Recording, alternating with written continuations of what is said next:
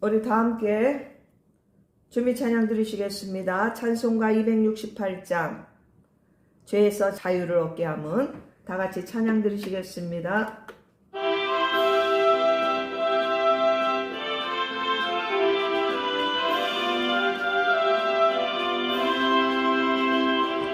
죄에서 자유를 얻게 함은 보혈의 능력 주의 보혈 시험을 이기고 승리하니 참 놀라운 능력이로다.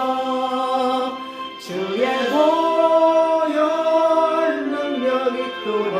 주의 피 믿어 주의 보혈 그 어린 양의 매우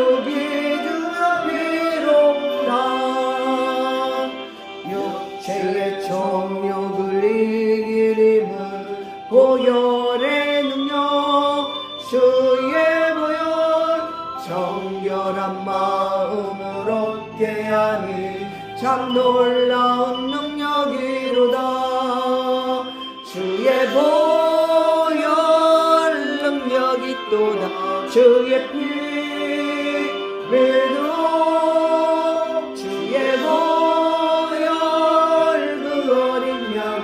매우 귀중한 피로다. 눈보다 더 이게 맑히는 것 보혈의 능력 주의 보혈 부정한 모든 것 맑히시니 참 놀라운 능력이로다. 주의 보혈 능력이 또다.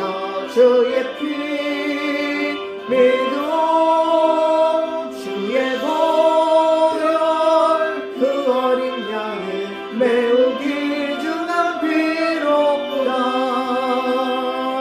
구주의 복음을 전할 제목 보혈의 능력 주의 보혈 날마다 나에게 찬송 주니 참 놀라운 능력이로다. 아멘. 주의 보혈 능력이 또다. 주의 피 믿어 주의 보혈 그 어린 양의 매우 귀중한 피로다.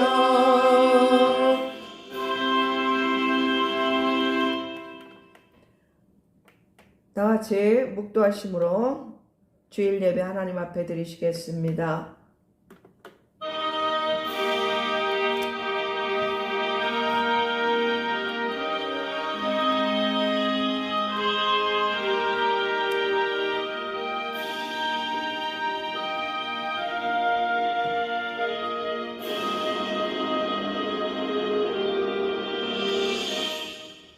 하나님은 영이시니 예배하는 자가 영과 진리로 예배할지니라. 아멘. 다 같이 35장 하나님 앞에 경배 찬양 드리시겠습니다.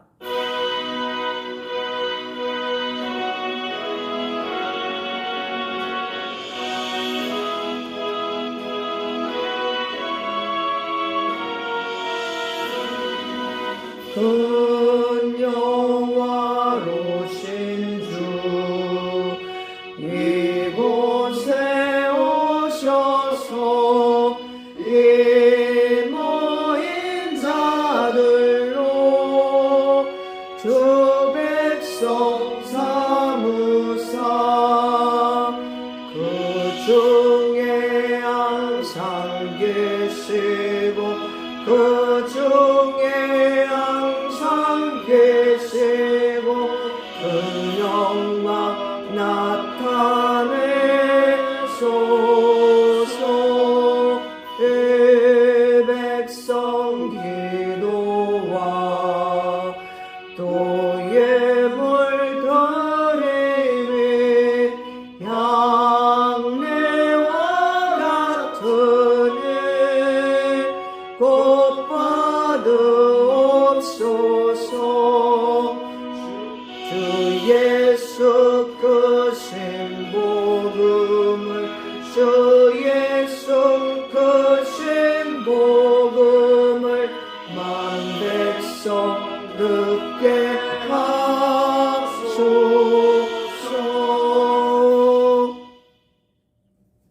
다음은 이 시간 사도신경 하심으로 하나님 앞에 신앙 고백 드리시겠습니다. 전능하사 천지를 만드신 하나님 아버지를 내가 믿사오며 그의 외아들 우리 주 예수 그리스도를 믿사오니 이는 성령으로 잉태하사 동정녀 마리에게 나오시고 본디오 빌라도에게 고난을 받으사 십자가에 못 박혀 죽으시고 장사한 지 사흘 만에 죽은 자 가운데서 다시 살아나시며 하늘에 오르사 전능하신 하나님 우편에 앉아 계시다가 저리로서 산자와 죽은 자를 심판하러 오시리라. 성령을 믿사오며 거룩한 공예와 성도가 서로 교통하는 것과 죄를 사하여 주시는 것과 몸이 다시 사는 것과 영원히 사는 것을 믿사옵나이다. 아멘. 우리 사도신경이나 주기도문은 성경책 이렇게 맨 앞이나 맨 뒤에 이렇게 십계명과 함께 이렇게 다 기록된 줄로 알고 있습니다. 이렇게 초신앙이신 분들은 거기서 찾아서 같이 고백하시면 되겠습니다. 우리 찬송가 304장 그 크신 하나님의 사랑 찬양하시겠습니다.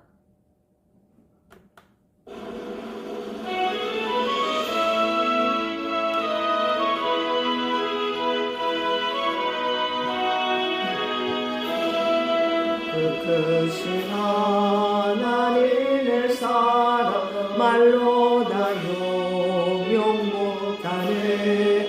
저 높고 높은 별을 넘어 이 낮고 낮은 땅 위에 죄범한 영혼 구하려 그 아들 보내사 화목제물 삼으시고 죄 용서하셨네. 하나님 크신 사랑은 증량다 못하네. 영원히 변치 않는 사랑 성도여 찬양하세. 괴로운 시절 지나가고 땅 위에 여호와세 할 때 주 믿지 않던 영혼들은 큰 소리 외쳐 울어도 주 믿는 성도들에게 큰 사랑 베푸사 우리의 죄 사했으니 그네 있을까. 하나님 크신 사랑은 증량다 못하네. 영원히 변치 않는 사랑 성도여 찬양하세. 하늘을 두루마리 삼고 바다를 몸을 삼아도 한없는 하나님의 사랑 다 기록할 수 없겠네. 하나님의 크신 사랑 그 어찌 닿았을까. 저 하늘로 비싸도 채우지 못하리. 하나님 크신 사랑은 증량다 못하네. 영원히 변치 않는 사랑 성도여 찬양하세.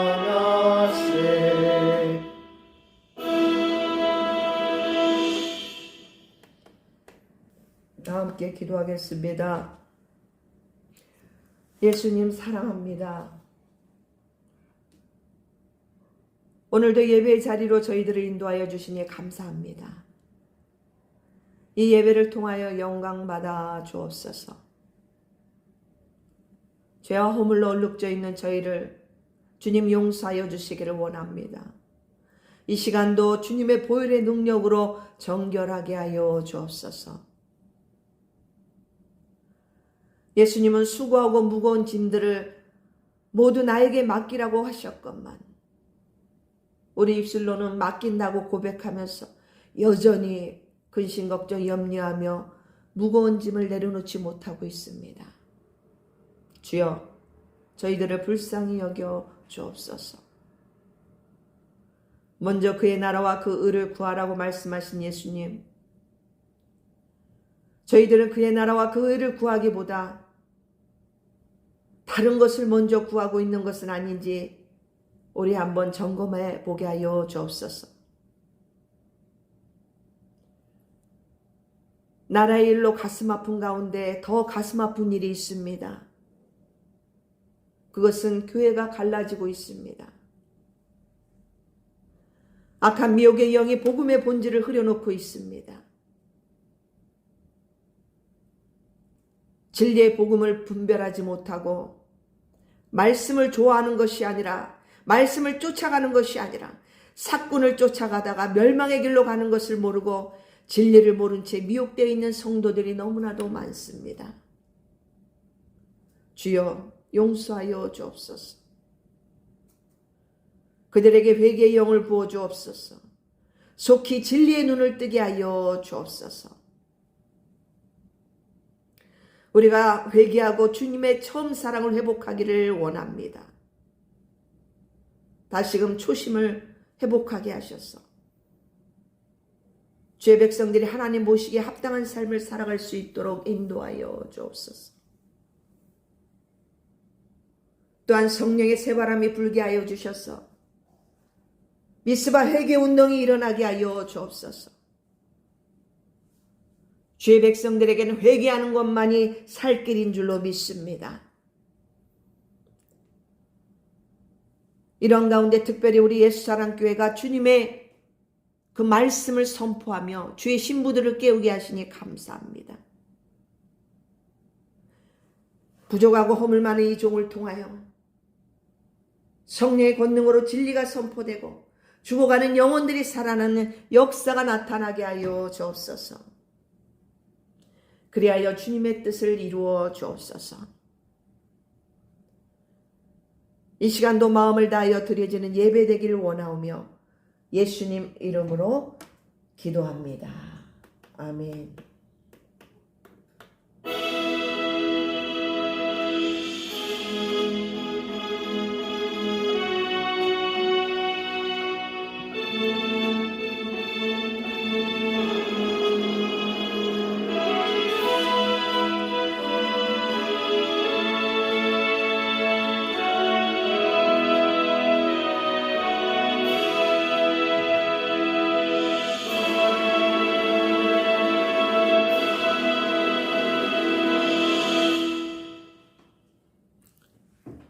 오늘 하나님의 말씀은 구약성경 열왕기상,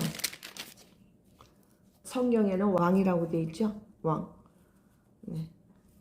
열왕기상 2장 1절에서부터 9절 말씀. 구약성경 511페이지입니다. 봉독하겠습니다. 다윗이 죽을 날이 임박하매 그의 아들 솔로몬에게 명령하여 이르되 내가 이제 세상 모든 사람이 가는 길로 가게 되었노니 너는 힘써 대장부가 되고 네 하나님 여호와의 명령을 지켜 그 길로 행하여 그 법률과 계명과 율례와 증거를 모세의 율법에 기록된 대로 지키라. 그리하면 네가 무엇을 하든지 어디로 가든지 형통할지라. 여호와께서 내 일에 대하여 말씀하시기를 만일 네 자손들이 그들의 길을 삼가 마음을 다하고 성품을 다하여 진실이 내 앞에서 행하면 이스라엘 왕위에 오를 사람이 네게서 끊이지 아니하리라 하신 말씀을 확실히 이루게 하시리라. 수르야의 아들 요압이 내게 행한 일 곧 이스라엘 군대의 두 사령관 넬의 아들 아브넬과 예델의 아들 아마사에게 행한 일을 네가 알거니와 그가 그들을 죽여 태평시대에 전쟁의 피를 흘리고 전쟁의 피를 자기의 허리에 띤 띠와 발에 신에 묻혔으니 너희 지혜대로 행하여 그의 백발이 평안히 수월에 내려가지 못하게 하라. 마땅히 길르앗 바르실레의 아들들에게 은총을 베풀어 그들이 너희 상에서 먹는 자 중에 참여하게 하라. 내가 내 형 압살롬의 낯을 피하여 도망할 때에 그들이 내게 나왔느니라. 바울인 베냐민 사람 게라의 아들 시므이가 너와 함께 있나니 그는 내가 마하나임으로 갈 때에 악독한 말로 나를 저주하였느니라. 그러나 그가 요단에 내려와서 나를 영접함으로 내가 여호와를 두고 맹세하여 이르기를 내가 칼로 너를 죽이지 아니하리라 하였노라. 그러나 그를 무지한 자로 여기지 말지어다. 너는 지혜 있는 사람이므로 그에게 행할 일을 알지니 그의 백발이 피 가운데 수월에 내려가게 하라. 아멘. 오늘 1절에서부터 9절 말씀을 봉독했습니다.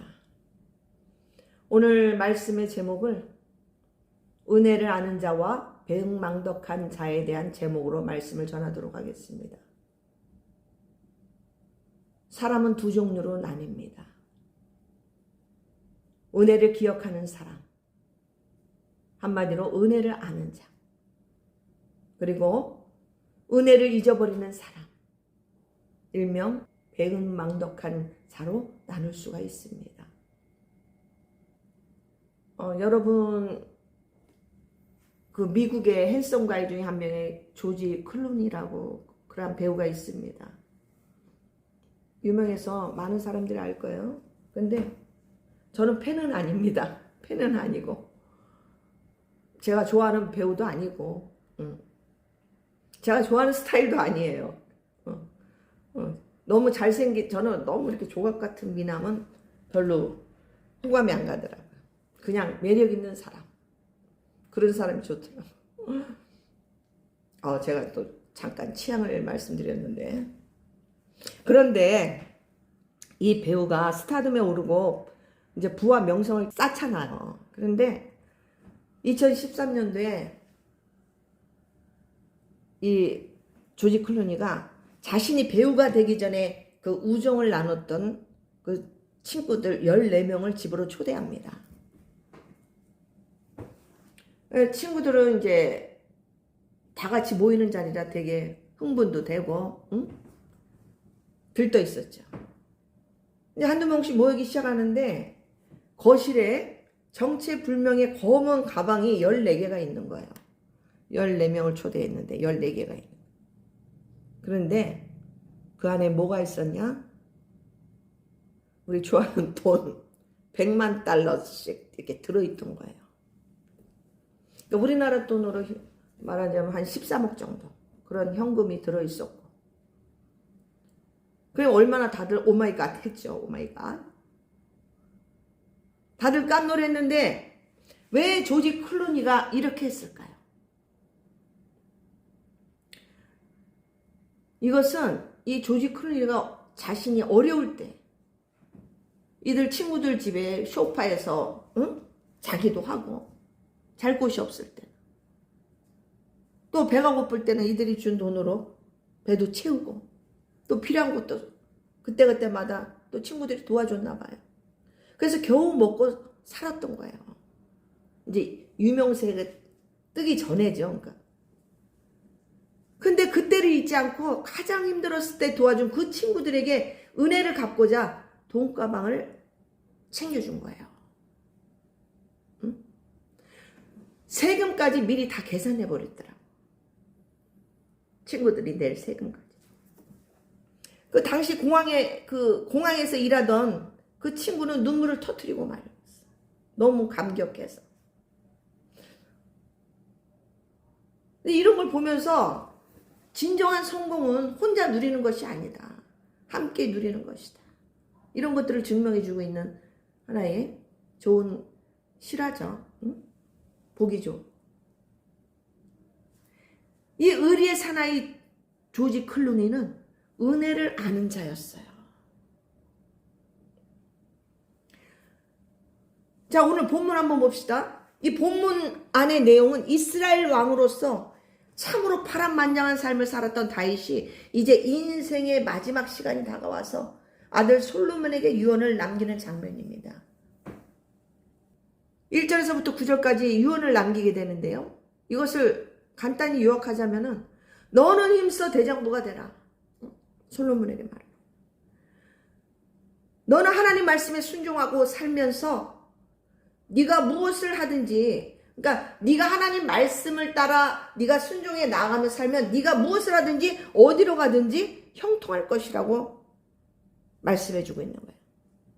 또한 너의 왕위가 끊어지지 않을 것이다. 그렇게 교훈하고 있는 거죠. 유언을 남기고 있죠. 그러면서 마지막으로 남긴 유언이 뭐였냐?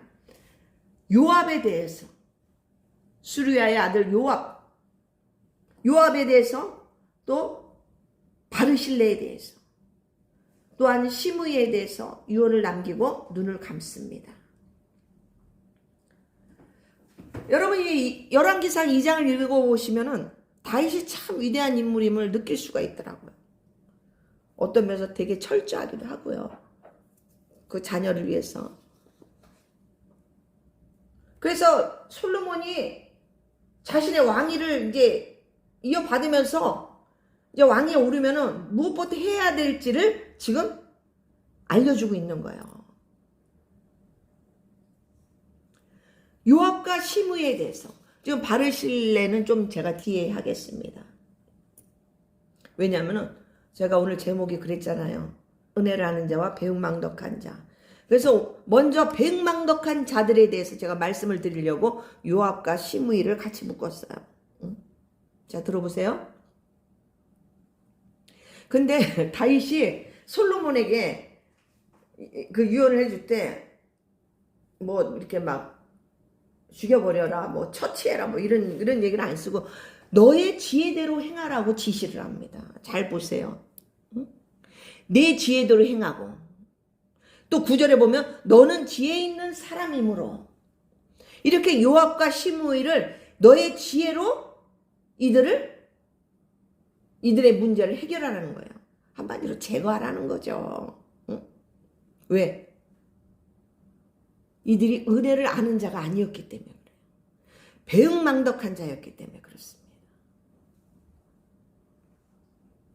그래서 저는 뭐 고상하게, 뭐 고상이라기보다 뭐 은혜를 아는 자 해서 또 뭐 반대로 뭐 은혜를 모르는 자 이렇게 표현하기는 좀 그래서 그냥 배은망덕한 자라고 제가 표현을 했어요. 왜냐하면 배은망덕한 자의 소리를 들을 만한 인간들이었기 때문에. 저는 이런 사람들한테 좀 인간이라는 단어를 잘 씁니다. 인간도 아니고 인간. 자, 성경 속에서는 배은망덕한 자들이 많이 등장하지만 오늘 이 본문 안에서만 찾으려고 그러는 거예요, 지금. 요압과 시므이를 말하지 않을 수가 없다. 먼저 요압은 어떤 인물이냐? 다윗의 조카예요. 이 요압 장군이. 그러니까 다윗의 누나가 수르야예요. 5절에 보면 수르야 있잖아요. 누이의 아들이란 말이에요. 그 아들 셋이 있었거든요. 요압, 아비세, 아사엘이 있었어요. 그 중에 한 명이 이제 요압인데, 이 요압이 초중반에는 다윗을 위해서 정말 열심히 화려한 공적을 세웁니다. 아주 충성한 자 같이 보입니다. 이렇게 내용을 쭉 읽어보면. 그런데 그런 가운데서도 어떨 때 보면 너무 좀 어떻게 보면 이게 다윗을 무시하는 듯한 그런 언사를 하기도 하고, 물론 그런 마음을 품을 수도 있겠지만 그 왕의 권위를 무시하고 왕의 명령보다 자신의 그 이익과 감정에 따라서 행동하는 그런 모습을 발견할 수가 있어요. 그것이 이제 사무엘하 2장에서부터 열왕기상 2장에 이렇게 쭉 보면 이 요압에 대한 그 행동들의 그 모습들을 볼 수가 있어요. 그러니까 요압 장군은 복수에 되게 집착해요. 또 권력을 탐합니다. 사촌 형제도 죽이지요. 사촌 형제. 압살롬도 죽여요. 결국 압살롬이 그 머리가 길어가지고 그 나무에 걸렸을 때 요압이 가서 죽여버려요, 나중에.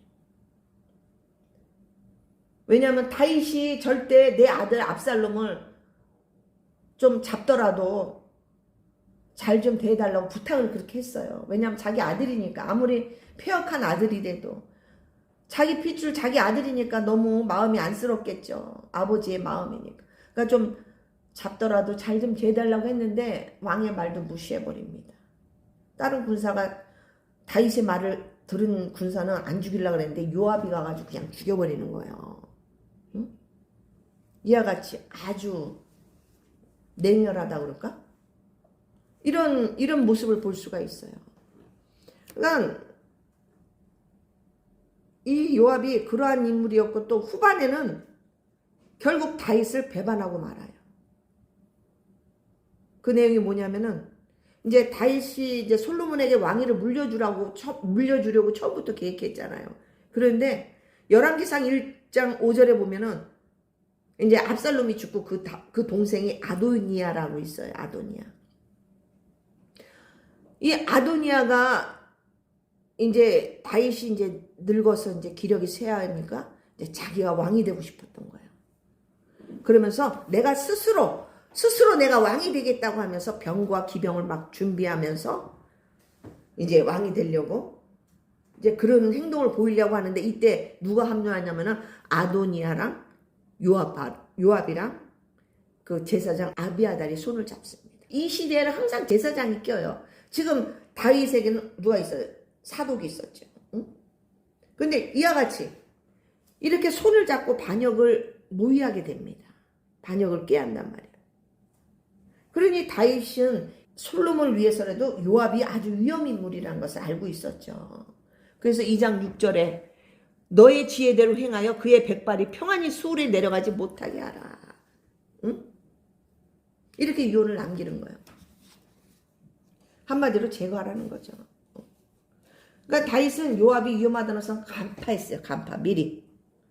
저 인간은 꼭 한번 뭔 일을 저지를 것 같아. 그래서 결국 솔로몬은 왕의 자리를 노렸던 그 세 사람 아까 모의했던 아도니아, 아비아달, 또 요압까지 이 세 사람을 다 처리해버립니다.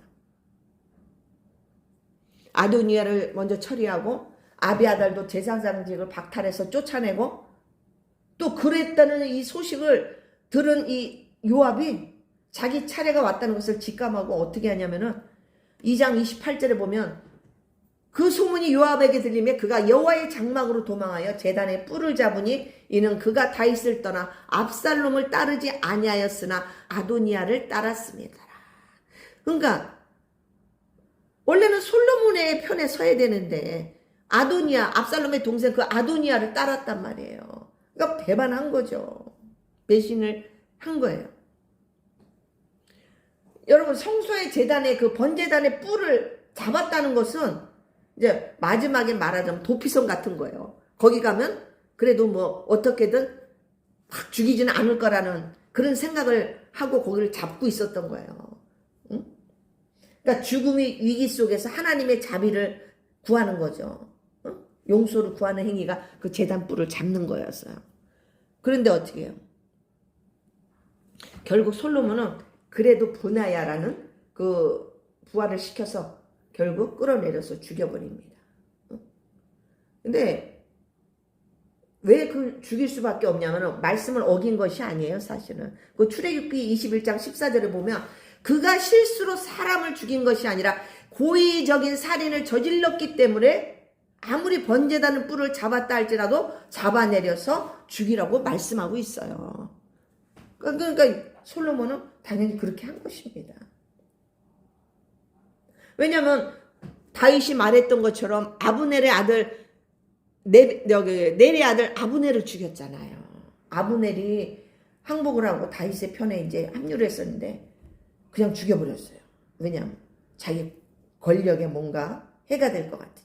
응? 그것뿐만 아니라 아브넬뿐만 아니에요. 또 누굴 죽였어요? 예델의 아들 아마사를 죽였다 그랬어요. 아무튼 이와 같이 비겁하게 죽였어요. 고의적으로. 아주 복수혈전을 한 거죠. 이와 같이 또 오늘 본문에서 나오는 두 번째 배은망덕한 자가 누구냐면 시므이라는 자였어요. 이 시므이는 여러분 초대왕 사울의 왕 아시죠? 그가 베냐민 지파예요. 응? 그러니까 베냐민 지파 사람인데 이가 응? 다윗이 사울 왕의 그 집안을 망하게 했다고, 그래서 자기가 다윗이 왕위를 차지했다고 생각하는 거예요. 그러면서 원한을 품고 다윗을 막 조롱합니다. 사실 이거는 잘못된 생각이에요. 이건 틀린 말이죠. 응? 사실이 아니기 때문에. 다윗이 아들 압살롬이 반란을 이제 꾀하고 막 이제 막 위험한 처지에 있을 때 막 도피해서 가잖아요. 다윗이. 그런데 그 다윗에게, 그 무리들에게 돌을 던지면서 저주를 막 퍼붓습니다. 응? 그럴 때 부하들이 가서 죽이려고 그래요. 그런데 다윗이 죽이지 말라고 합니다. 응? 그런 바람에 그가 생명을 지켰는데 저것 또한 하나님이 허락하신 거라고 생각하고 하나님이 판단하실 것이다 그러면서 죽이지 말라 그럽니다. 그러다가 이제 압살롬이 그 반란이 실패하고 다윗이 이제 왕에 다시 복귀하게 됩니다. 다시 돌아오는데 이 시므이라는 작자가, 이 인간이 다시 먼저 막 달려오는 거예요. 그래서 다윗 앞에 바짝 엎드려서 용서를 구합니다. 아주 간사하죠. 기회주의죠. 그래서 그 사무엘하 19장 23절에 보면 시므이가 무릎을 꿇고 용서를 구했을 때 다윗이 말하기를 내 칼로 너를 죽이지는 않겠다고 이렇게 맹세합니다. 그래서 그때는 죽이지 않았어요. 그래서 살아생전에 시므이는 죽이지 않았어요. 그런데 참 다윗도 끝에는 결국 유언을 남깁니다. 왜냐하면 이 시므이의 그 지금 다윗에게 행한 그 죄 자체는 죄가 사라진 건 아니었어요. 왜냐하면 기름 부은 왕이었잖아요. 하나님이 세운 왕이었기 때문에 돌을 던지고 저주하는 것은 중죄에 해당하는 거거든요. 또한 다윗이 생각하기에 이 시므이는 나중에 어떻게 또 우리 솔로몬 왕에게 위협이 될 수 있는 그러한 인간이라고 생각한 거예요. 그래서 네가 지혜 있는 사람이니까 네가 그에게 행할 일을 알지니, 그에게 행할 일을 알지니 이렇게 구절에 말하고 있습니다. 응? 제거하라는 거죠. 이것도. 근데 정말 솔로몬은 너무너무 지혜로운 것 같아요. 지혜로워요. 하나님이 나중에 막 지혜를 주시잖아요. 부귀영화. 그 전부터 솔로몬은 지혜로웠던 것 같아요. 이 솔로몬 왕이 되면서 시므이를 바로 죽이지 않습니다. 공의로운 판결을 내리게 되는데 뭐냐면은 가택연금을 하듯이 제한구역을 설정해 놓는 거예요. 시므이에게. 너는 그 지역을 벗어나면 그때는 죽는다. 이렇게 명분을 세운 거예요. 그런데 시므이가 3년 동안 잘 버티다가 자기 종들이 도망가 버렸어요.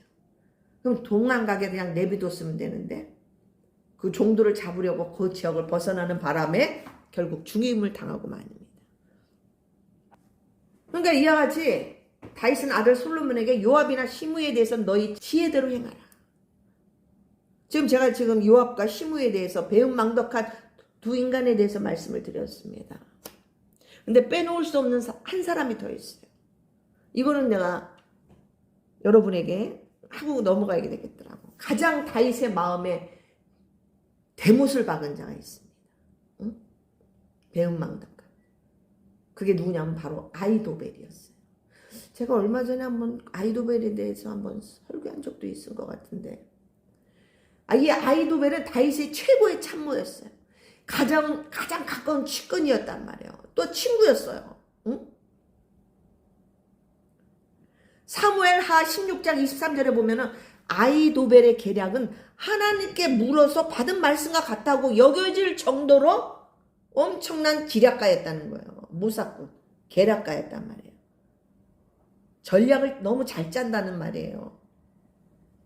그랬던 그가 지금 딱 상황이 압살롬이 어떻게 이스라엘 백성들의 마음을 훔치잖아요. 착한 척하면서 막 성문에서 기다렸다가 백성들이 재판하러 올 때 막 그를 막 안아주고 막 이러면서 백성들의 마음을 이렇게 환심을 삽니다. 근데 이제 상황이 딱 보니까 압살롬이 왕에 도전할 것 같거든. 그러니까 주저하지 않고 압살롬 편에 손을 잡습니다. 이 아히도벨이. 이것이 뭐예요? 결국 다윗의 등에 비수를 꽂는 거예요.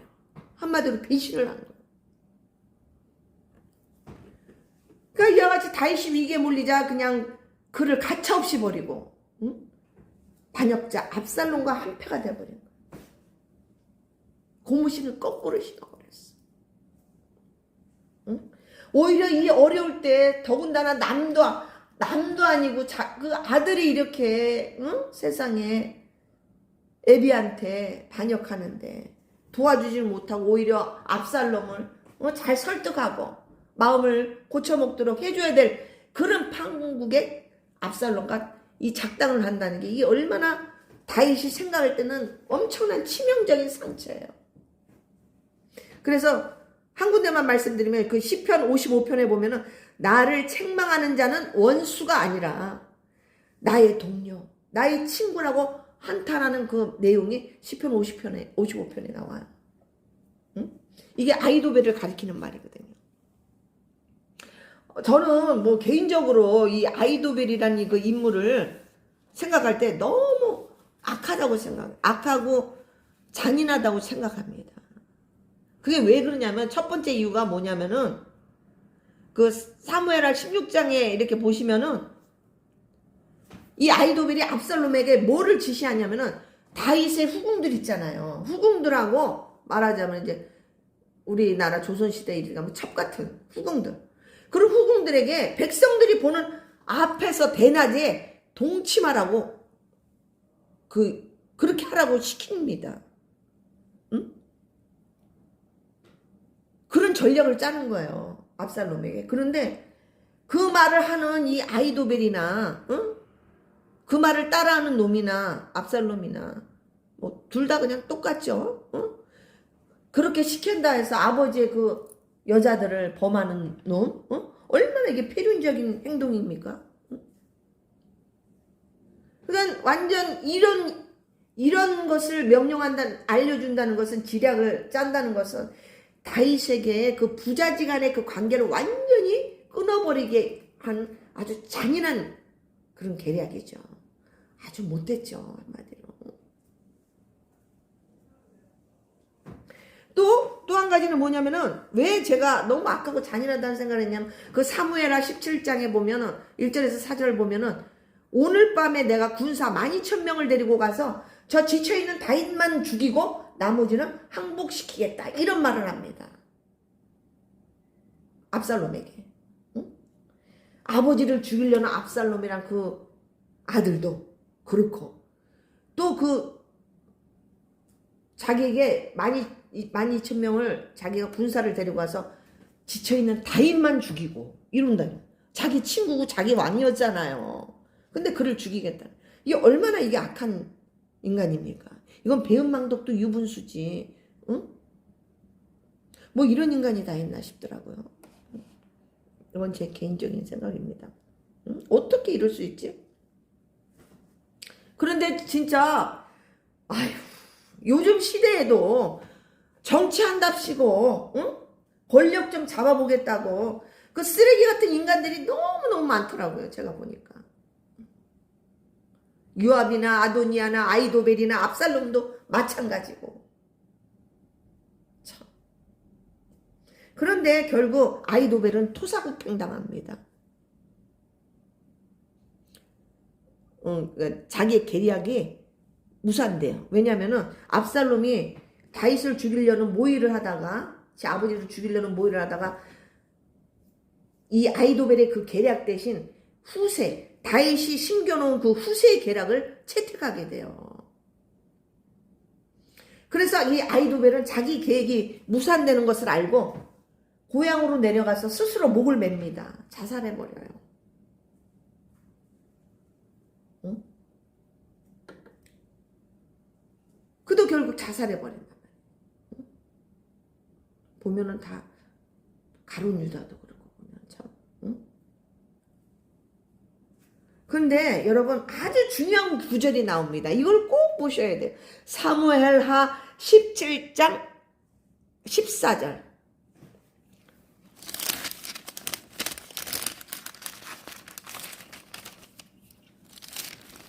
사무엘하 17장 14절. 자, 보세요.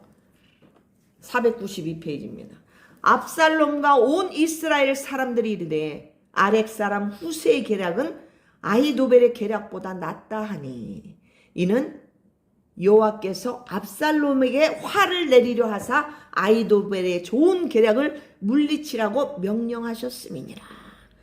이게 핵심이에요, 여러분. 이거를 기억해야 돼요, 여러분. 하나님이 그의 계략을 무너지게 했다는 걸 여러분 기억하셔야 돼요. 모든 행사의 그 결론 누가 나와요? 하나님 여호와로부터 나오잖아요, 여러분. 응? 아무리 지략가가 있든 아무리 싸움 잘하는 사람이 있어도 골리앗이 있어도 누가 합니까? 하나님이 하시는 거예요. 아멘. 전쟁도 하나님의 손에 있다는 거 여러분 아셔야 돼요. 응?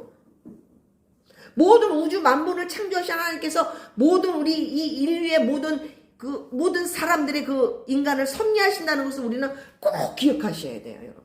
아멘. 아멘. 여러분, 내가 지금 당장 잘 되는 것만이 다가 아니라는 것을 여러분 기억하셔야 돼요. 응?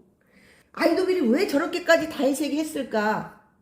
이거는 지금 시간이 또 걸려서 제가 좀 빼놓겠습니다만 나중에 또 기회가 되면 아히도벨이 왜 다윗에게까지 저렇게 악하게 했을까? 이런 부분들. 이거는 성경에 안 나온 거지만은 내피셜일 수도 있고 아닐 수도 있는데 이제 신학자들이 추측하는 부분들. 근데 거기 좀 시간이 걸려서 그냥 넘어가고 다음에 하겠습니다. 아무튼 일단 성경에서 말씀한 것을 볼 때 아히도벨은 다윗에게 너무나도 배은망덕한 자 중에 한 명이라고 할 수가 있습니다. 제가 여기까지 배은망덕한 자들 요압과 시므이와 아히도벨 이 세 명의 예를 들었습니다. 그 외에도 여러 인물들이 있겠지만 오늘은 이렇게만 하고, 근데 이들의 공통점을 찾아보면은 한결같이 비참한 결말을 맞았다는 것을 발견할 수가 있습니다.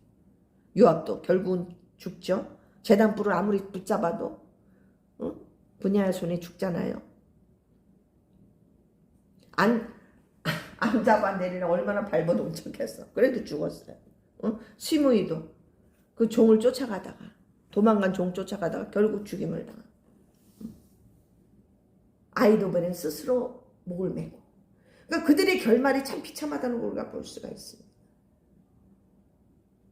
자, 그 다음에 다윗은 뜻밖의 인물에 대해 말을 남깁니다. 그게 누구냐면 바르실레라는 인물이에요. 여러분 모르는 사람도 좀 있을 것인데 바르실레 7절 보시면은 뭐라고 말씀하시냐면 마땅히 길르앗 바르실레의 아들들에게 은총을 베풀라고 합니다. 마땅히. 이 마땅이라는 표현은 당연히 해야만 한다. 응? 반드시 해야만 한다. 솔로몬아 이 얘기거든요. 그 이유는 뒤에 나와 있죠. 내가 너의 형 압살롬의 낯을 피하여 뭐 너의 형이라 해서 친핏줄은 아니지만 배다른 형이잖아요. 압살롬도 다윗 솔로몬의 내 형 압살롬의 낯을 피하여 도망할 때에 그들이 내게 나왔느니라. 이 내용이 어디냐면은 사무엘 그 17장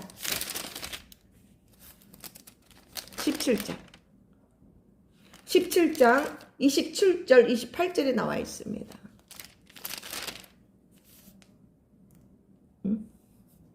사무엘하 17장 27절에서 28절 나와 있는데 이 도피하는 과정에서 이 반역한 압살롬이 이제 아버지를 죽이려는 과정에서 도피하는 과정에서 바르실레라는 이 사람이 위험을 무릅쓰고 다윗 왕과 그의 무리들을 도와줍니다. 뭘로? 먹을 거, 뭐 여러 가지 그 필요한 것들 있죠. 이제 그때는 뭐 소바와 마길이라는 사람도 함께 합류는 했지만은 그 사람들에서는 그 후에는 언급이 없어요. 다만 이 바르실레에 대해서 이 다윗이 언급을 합니다. 이 노인이었어요. 바르실레가 나이가 많이 먹은 거죠. 그러니까 다윗이 이 바르실레에게 유난히 감동을 받았던 것 같아요. 그래서 결국은 압살롬의 반역은 실패로 돌아가죠. 그래서 다시 다윗이 예루살렘으로 돌아갈 때 다윗은 은혜를 아는 자였어요. 대표적인 인물이 정말 다윗이잖아요. 은혜를 아는 자. 이 다윗이 바르실레를 궁으로 데려가서 보답을 하려고 합니다. 바르실레를 만나서. 그러니까 이런 것만 봐도 다윗은 정말 마음이 은혜를 아는 자인 걸 우리가 볼 수가 있잖아요.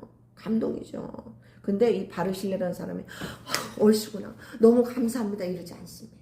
정중하게 거절을 합니다. 자신은 너무 늙었다.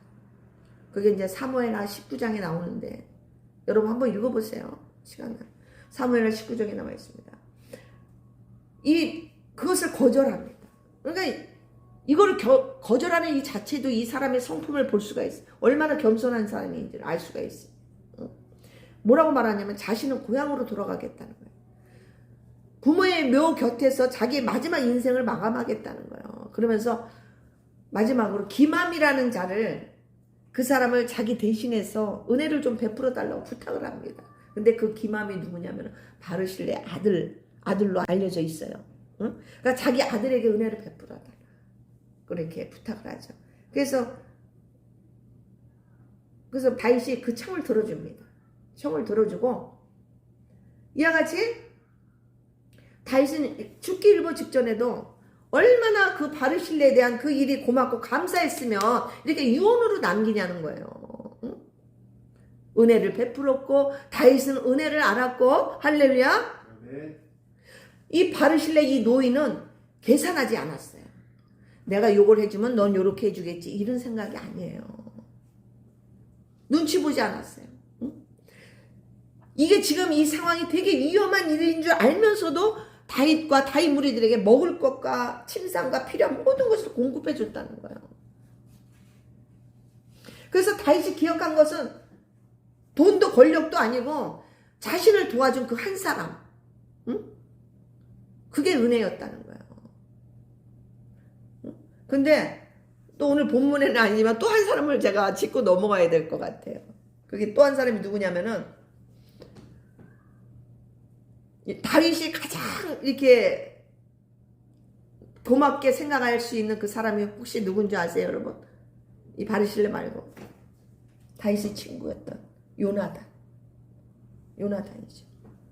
이 요나단이 그 아버지하고 그 길보아 전투에서 사울도 죽고 요나단도 죽습니다. 근데 요나단에는 한 명의 아들이 있었어요. 5살짜리 무비보셋이라고 있었어요. 근데 이제 저는 이 장면들 이런 부분 요나단이나 무비보셋 읽으면 막 가슴이 저려. 막 때로는 눈물도 나. 너무 마음이 그래요. 근데 이제 사울왕의 할아버지죠, 무비보셋이. 그리고 그의 아들 이제 요나단의 아들이면서, 응? 그래서 이제 아버지가 다 죽었다는 소식을 듣습니다. 그러니 어떻게 해요? 빨리 피신을 해야 될 거 아니에요, 일단은. 응? 왜냐면 왕족이니까. 또 딴 사람이 죽일 수도 있었겠죠, 다윗이 아니에요. 그냥 급하게 피하려다가 유모가 떨어뜨리는 바람에 두 다리를 모두 절게 됩니다. 한쪽 다리도 아니고 두 다리 다. 5살 때. 그렇게 되자 어떻게 그 세월이 지나고 의리의 상남자 우리 다윗이 끝까지 무비보셋을 찾아냅니다. 그 의리. 그러면서 큰 은혜를 베풀어 줍니다. 이 무비보셋, 좀 발음이 좀 어려운데, 무비보셋을 찾을 때 그 시바라는 그 참 이름도 좀 그래요. 시바가 그 정보를 줘가지고 찾아냅니다. 응? 무비보셋을. 그래서 무비보셋을 만나면서 사울의 모든 땅들을 다 돌려줍니다. 응? 그러면서 그 시바와 그 아들들에게는 너희들이 그 땅을 경작하면서 무비보셋의 양식을 다 대라고 명령을 내리게 됩니다. 오늘 너무 재밌지 않아요? 이 스토리가. 그러니까 이 시바라는 이 자는 사울 가문이 이 시바도 사실은 배은망덕한 자예요, 사실. 응? 난 맨 처음에는 여자인 줄 알았어. 왜냐면 스바의 영 있잖아요. 그래서 스바의 영에서 이게 시바가 여자인가? 그렇게 생각했는데 남자예요. 남자. 그런데 그 사울 가문이 몰락하는 그 남은 재산을 그 땅을 관리하던 사람이었어요. 이게 이제 지금 시바가. 아니 근데 이 인간이 압살롬이 그 반역 때문에 도피하는 그 상황에서 이자도 다윗 왕의 앞에 나타납니다. 음식을 싸가지고 와서. 그게 뭐라고 하냐면 그 사무엘하 16장 3절에 보면은 왕이 이르되 너의 주인의 아들이 어디 있느냐 하니 이건 뭐예요? 지금 무비보셋이 지금 어디 있느냐 시바에게 묻는 거예요. 근데 시바가 뭐라고 대답하느냐? 시바가 왕께 이르되 아뢰되 예루살렘에 있는데 그가 말하기를 이스라엘 족속이 오늘 내 아버지의 나라를 내게 돌리리라 하나이다 이렇게 얘기를 하는 거예요. 이 거짓말이죠. 무비보셋이 그러겠어요? 응? 아니죠. 이제 이 반란이 이런 모든 것들이 결국은 이제 자기네 집안에 나라를 돌려주려고 하는 것 같다. 응? 이렇게 얘기를 하는 거예요. 그러면서 이렇게 거짓말을 합니다. 그러니까 모함을 하는 거죠. 반역을 깨하는 자로. 근데 다윗이 그 상황이 그 사실을 확인 여부를 가리기 위한 그 상황은 아니었기 때문에 이 시바의 말만 듣고 시바에게 네가 다 그 재산을 관리해라 이렇게 해버려요. 너무 안타까웠죠. 저는 이 내용 보면서 시바 내용을 보면서 진짜 욕 나올 뻔했어요. 너무 나쁜 인간이구나. 응? 아주 간사하고 아주 야비한 인간이 아닐 수가 없었죠.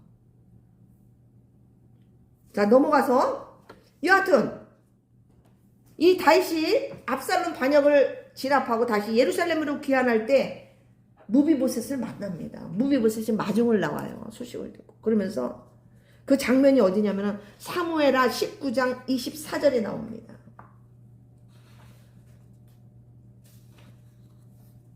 사무엘하 19장 24절에 한번 이거 보셔야 돼요. 사울의 손자 무비보셋이 내려와 왕을 맞으니 그는 왕이 떠난 날부터 평안히 돌아오는 날까지 그의 발을 맵시내지 아니하며 그의 수염을 깎지 아니하며 옷을 빨지 아니하였더라. 이렇게 말하고 있습니다. 25절 한번 보세요. 예루살렘에 와서 왕을 맞이할 때 왕이 그에게 물어 이르되 무비보셋이여 네가 어찌하여 나와 함께 가지 아니하였더냐 하니 대답하되 내 주 왕이여 왕의 종인 나는 다리를 절므로 내 나귀의 안장을 지워 그 위에 타고 왕과 함께 가려 하였더니 내 종이 나를 속이고 지금 시바 얘기하는 종인 나를 내 주 왕께 모함하였나이다. 내 주 왕께서는 하나님의 사자와 같으시니 왕의 처분대로 하옵소서. 어떠하든 간에 왕께서 판결을 내리십시오. 이렇게 얘기하는 거예요. 응? 그러면서 내 아버지의 온 집이 내 주 왕 앞에서는 다만 죽을 사람이 되지 아니하였나이까. 그러나 종을 왕의 상에서 음식을 먹는 자 가운데 두셨사오니 내게 아직 무슨 공의가 있어 다시 왕께 부르질 수 있사오리까 하니라. 이 무비보셋이 이런 고백을 하는 거예요. 내가 다윗 왕에게 너무 은혜를 받은 사람이다. 응? 그런데 내가 지금 시바가 그렇다 해서 내가 또 다시 공의를 베풀어 달라고 내가 무슨 왕에게 청하겠느냐 이런 내용이에요. 무비보셋 마음 봐요. 근데 이제 이때 상황이 그러다 보니까 왕이 29절에 내가 이루노니 너는 시바와 밭을 나누라. 반씩 나누라고 그럽니다. 응? 그 순간에 이제 또 다윗이 안타까웠기도 하니까. 근데 30절이 완전 이거는 너무너무 감동이야. 무비보셋이 말하기를 내 주 왕께서 평안히 왕궁에 돌아오시게 되었으니 그로 그 전부를 차지하게 하옵소서 하니라. 나는 왕만 돌아왔으면 됩니다. 시바가 그 땅을 다 차지하든지 나는 왕이 돌아온 것으로 나는 너무 기쁩니다. 이 고백이에요, 이 고백. 너무 마음이 찡하지 않습니까? 이 무비보셋. 몰라요. 제가 너무 감성적이라서 그런지 너무 막 난 이럴 때 막 눈물 날라 그래. 얼마나 다윗을 존귀하게 여겼으면 내가 무슨 재산이 필요하겠냐 이거야. 괜찮습니다. 왕이시 이렇게 무사히 돌아오신 것 말이야. 난 너무 감사합니다. 그 아비의 그 아들이야. 요나단의 그 아들이야. 할렐루야. 사랑하는 성도 여러분, 혹시 여러분의 인생에도 그때 그 사람이 아니었으면 하는 그런 순간이 있지 않습니까? 다윗은 요나단이 아니었으면, 또 무비보셋은 다윗이 아니었으면 어떻게 됐을까요? 내가 포기하려고 했던 그 순간 잡아준 사람, 나를 위해 눈물로 기도해줬던 그 사람, 묵묵히 나를 도와준 그 사람, 여러분에도 그런 사람이 있지 않습니까? 지금 그 얼굴이 떠오르신다면 그것은 정말 은혜인 거예요, 여러분. 그 은혜가 있었기에 오늘의 여러분을 만든 것은 아닐까요, 여러분? 뭐 길 수도 있고 아닐 수도 있지만, 그러나 그때는 정말 고마웠을 거 아니에요, 여러분. 그죠? 사랑하는 성도 여러분, 은혜를 아는 자와 배은망덕한 자, 이 둘의 차이가 뭔지 아십니까? 은혜를 아는 사람은요, 상황이 바뀌어도 변하지 않습니다. 믿어주고 기다려줍니다. 이런 사람을 우리는 진국이라고 말하죠. 그래요? 그런데 배은망덕한 사람은요, 상황에 따라서 마음이 바뀌어요. 손바닥 요렇게 뒤집듯이.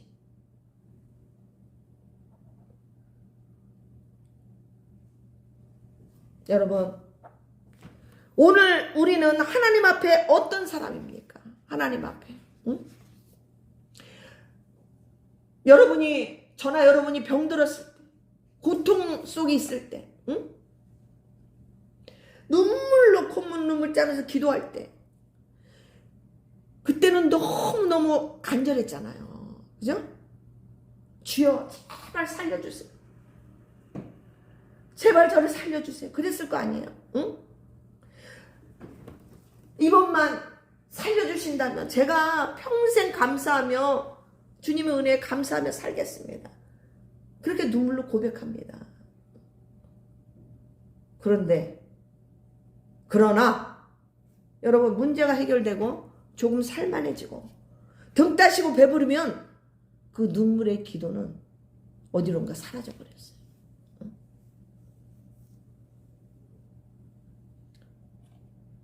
여러분, 지금 어떠십니까? 여러분, 그때 눈물을 기억하고 있습니까? 하나님 앞에 그 눈물로 기도했던 그 눈물을 기억하고 있냐는 거예요. 그때 그 위기 상황에서 하나님이 베풀어 주신 그 은혜를 기억하고 있냐는 거예요. 아니면 다 까먹어 버렸어요. 다 잊어버렸습니까?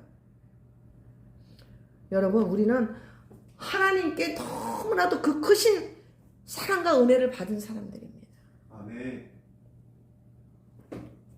그런데 혹시라도 하나님께 받아 누린 그 은혜가 익숙해져서 당연한 것처럼 생각하는 것은 아닙니까, 여러분? 당연한 것처럼 익숙해져 있다면 이것은 은혜를 잊어버리는 배은망덕한 자의 모습으로 변해가는 거예요, 여러분. 여러분, 오늘 이 말씀을 들으면서 여러분, 그동안에 내가 잊어버린 그 하나님 은혜를 다시 회복해야 될 줄로 믿습니다. 아멘. 지금도 늦지 않았어요, 여러분. 기억하십시오. 그 잊고 있던 그 은혜를 떠올려 보십시오. 또 감사하십시오. 입술로 마음으로 고백하세요. 그 은혜를 흘려보내셔야 돼요. 다윗처럼. 응?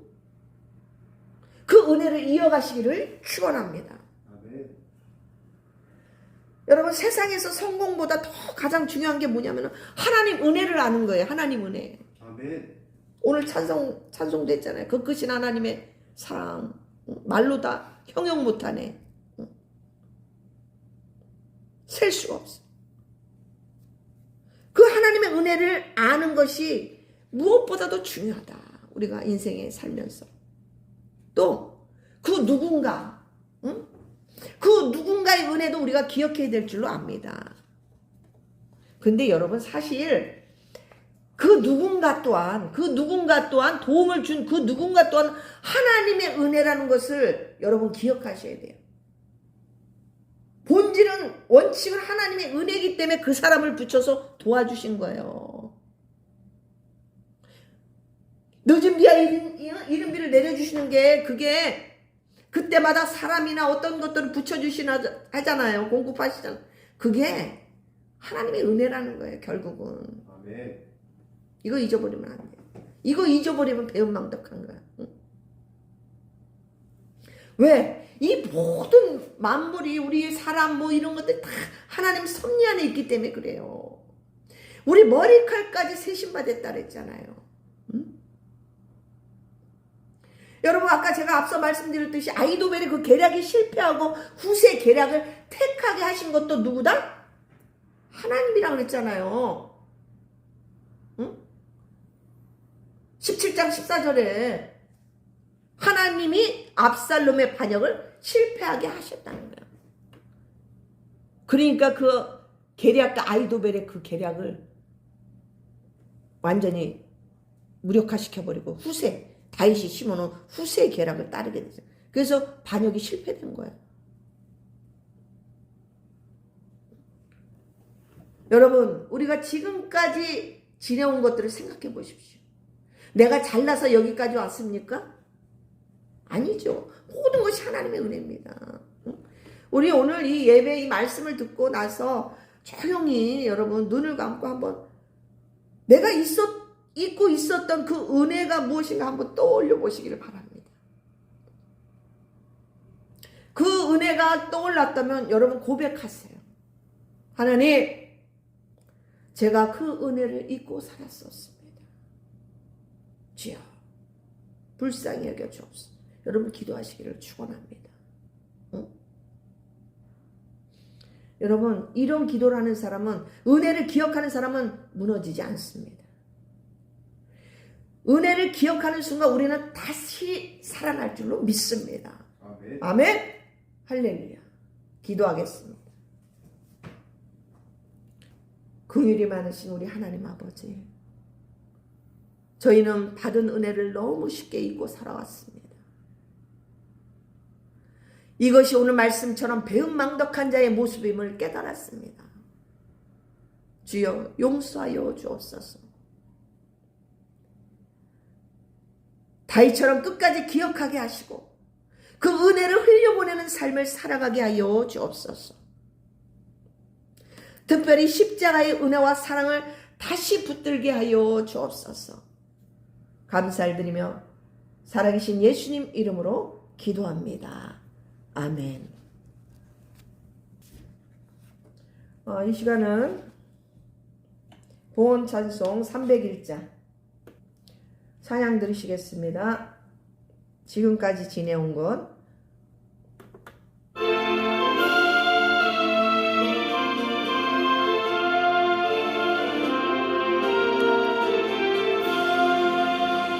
지금까지 지내온 것 주의 크신 은혜라 한이 없는 주의 사랑 어찌 이루 말하랴. 산악기나 주의 손이 항상 살펴주시고 모든 일을 주 안에서 영원하게 하시니 몸도 마음도 연약하나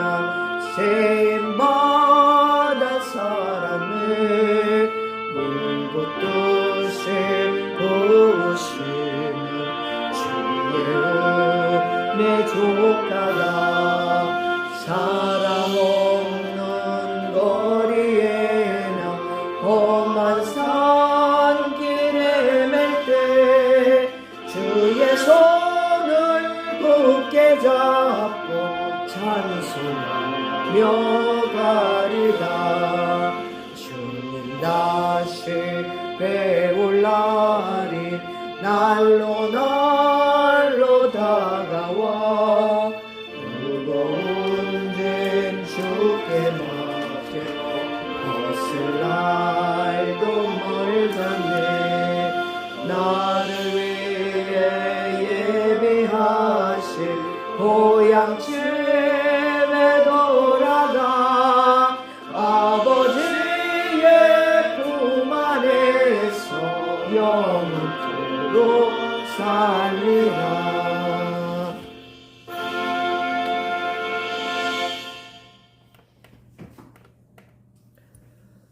드려진 예물 위해 기도하겠습니다. 예수님 사랑합니다.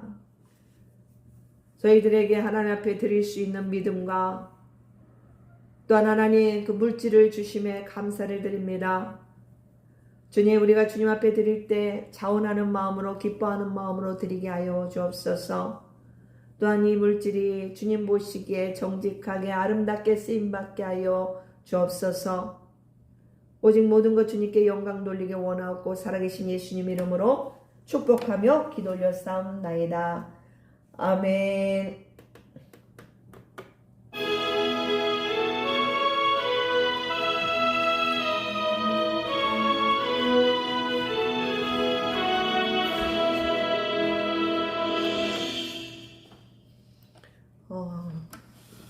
오늘 조금 길었네요.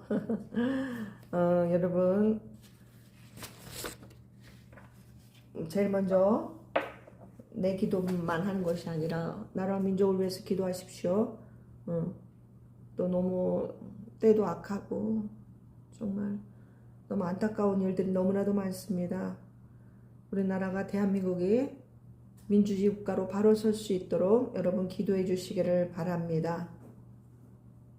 이 자라는 청소년들이 다음 세대가 잘 살아갈 수 있는 그러한 나라를 우리가 만들어줘야 되는데 정말 지금 생각하면 지금 현재를 볼 때는 너무 막막한 것 같습니다. 여러분 기도해 주시기를 바랍니다. 또 우리 예수사랑교회 이 유튜브 사역이 정말 더욱더 확장되어 줄 수 있도록 더욱더 복음이 전파될 수 있도록 성령께서 역사해 주시고 많은 은혜를 받고 주님께 돌아오고 또 상한 심령들이 치유받기도 하고 참 그랬으면 좋겠어요. 여러분 기도해 주시기를 바라고 또 저의 건강 또한 계속 기도해 주시기를 바랍니다. 그리고 여러분 예수님 사랑한다는 고백 많이 하세요. 자, 축도로 모든 예배를 마치도록 하겠습니다. 축도하겠습니다. 이제는 우리 주 예수 그리스도의 은혜와 성부 하나님의 그 크신 사랑과 성령 하나님의 내주 교통 인도하심이 은혜를 아는 자로 회복되기를 소망하는 모든 성도님들 머리 위에 가정 위에 자녀 위에 생업 위에 건강 위에 이제로부터 영원토록 함께 계실지어다. 아멘.